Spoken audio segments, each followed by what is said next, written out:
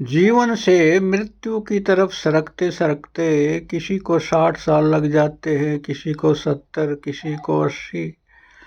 लेकिन जीवन के कण से भी उनका परिचय नहीं हो पाता। जीवन को मित्रों हम दो ढंग से चूकते चले जाते हैं। एक ढंग है हमारी स्मृति का और दूसरा ढंग है आशा अपेक्षा का। हमारी जो मेमोरी है, जो स्मृति है, वह हमें भूतकाल में ले जाती है और जो आशा अपेक्षाएं हैं वो भविष्य में ले जाती है। तो आदमी जिंदा रहता है आशा के सहारे। और ये जो दो गलत आदतें हैं, इन वजह से हम जीवन का एहसास नहीं कर पाते, जीवन को जान नहीं पाते, जीवन में परिपूर्णता से लीन नहीं हो पाते।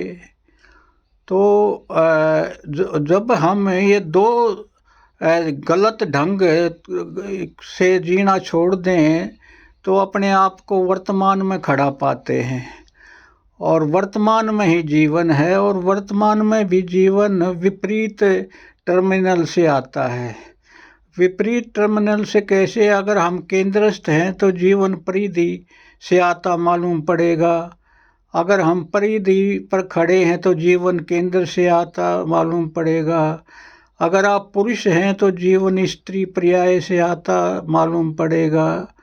अगर आप स्त्री हैं तो जीवन पुरुष पर्याय से आता मालूम पड़ेगा।